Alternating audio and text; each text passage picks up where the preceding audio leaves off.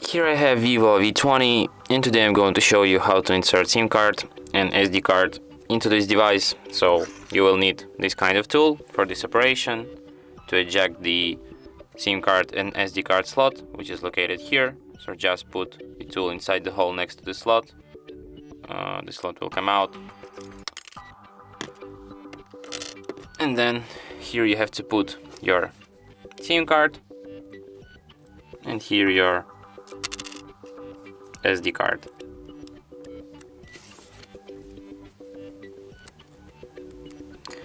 And then put it back into the device just like this.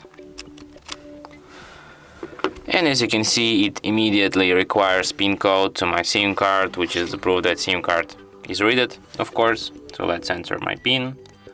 And there's also a notification that SD card found, which is the proof that SD card is also read. And that's it. Thanks for watching.